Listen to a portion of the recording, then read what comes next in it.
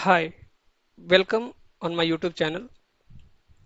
So, I'm going to start a new series on my YouTube channel that will be related to the cybersecurity news. If any attack is taking place around the world, if any breach has been happened in any organization, I will try to collect that information from the multiple sites and bring it to you in one video. I'm very excited to prepare this series and I will also wait for your valuable feedback. So I'm going to discuss today about one of the attack that is taken place in the Uber. And this news is very important to understand that how an attack has been taken place in Uber. And a hacker has the complete access to that particular organization. So the first thing I have noted some of the key points here.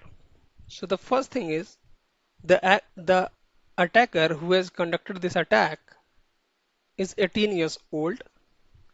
He has compromised the complete infrastructure of the Uber, including AWS, VMware, Google Workspace Admin Console, where Uber used to manage their employees' email IDs and passwords, Slack server. So you can see how big this attack is. The attacker has used one of the technique called MFA fatigue attack that we will discuss in the next minute. He also used social engineering techniques to gain access to the one of the users system. Once this attack has been taken place, the attacker posted this screenshot on the social media, and no one has paid any attention from the Uber on this particular news. He has also discussed the same with one of the employee on the Telegram, but no one has taken it seriously. So let me start by simplifying these things to you that how this attack has been taken place. So the user has conducted MFA fatigue attack. How this works? So suppose here is a attacker, right? And this is the organization, and here is one of the users. This attacker has username and password of this user. So once the attacker is trying to log in with the user credential, user will get a MFA approval request on his mobile phone or whatever the device that he has configured. So in MFA fatigue attack, the attacker will try this technique multiple times. So suppose what will happen if this user has been frustrated with this kind of a request on this mobile phone and he has approved it. So once he will approve it, the user will get the access to his email ID or the system or whenever he will try to log in. So this is called MFA fatigue attack. So in Uber case, what happened? The attacker has tried to conduct a MFA fatigue attack. So once he conducted this attack and this request has been reached to the user, he called user on his WhatsApp and he was acted like a IT guy from the Uber. So for example, he called the user over the WhatsApp and said, "Hey, I'm calling from your IT department. You are getting one of the MFA request from the on your mobile phone. Please approve it." And user think that okay, it is a legitimate call, and he has suddenly approved it. So once he will approved it, the attacker has entered into the Uber infrastructure with the help of VPN credentials. So once he has been entered into credential and he tried performing his lateral movement and able to find the one of the PowerShell command,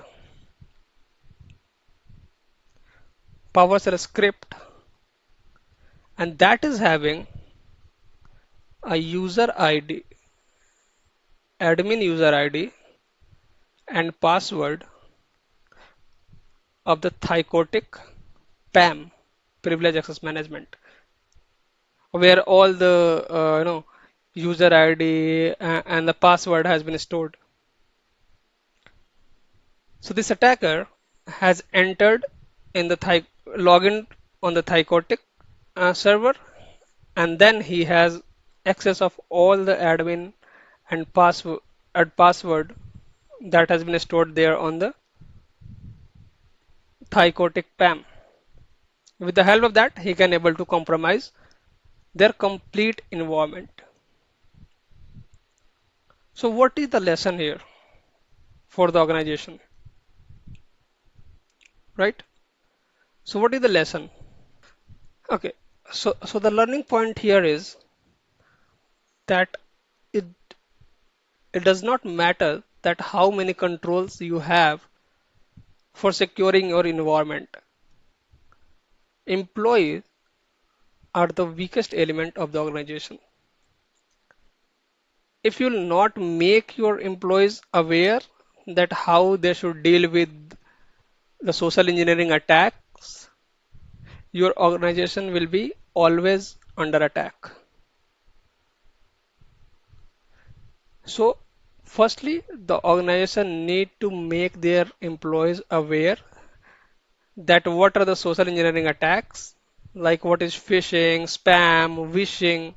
There are multiple types of social engineering attacks in the market.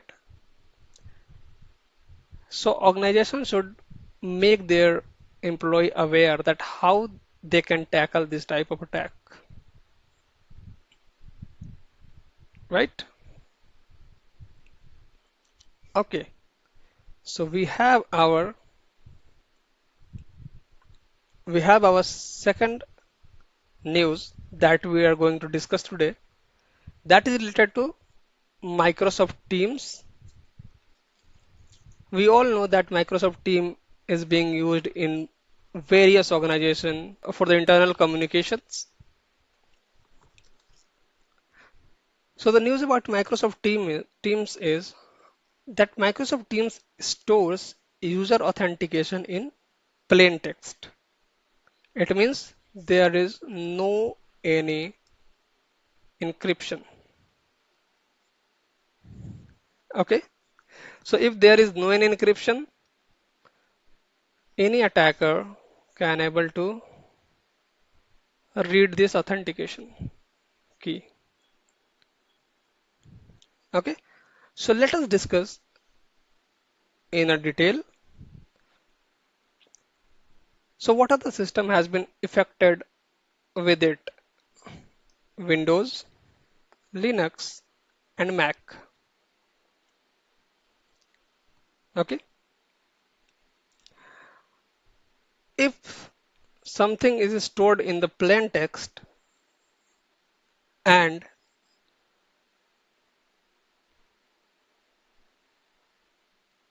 it does not require a special privilege, like if a user has been compromised, so the attacker can able to see this information, authentication key information in their profile.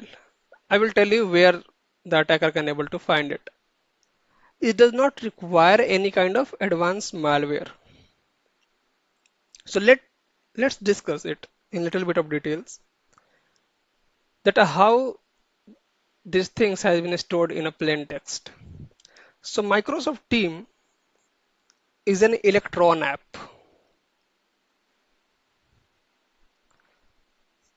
So what Electron apps are? So for running a Microsoft Teams, it will access the cookies of the browser, okay, session strings and logs, okay. Electrons app does not support any kind of encryption. It does not support any kind of encryption, okay. Attacker can easily able to get access of this authentication key by installing a information stealing malware. Information stealing malware. Okay. So what is stealing information stealing malware is? So once a attacker can able to install this stealing information stealing malware, he can able to access the authentication token and bypass the MFA easily. Okay.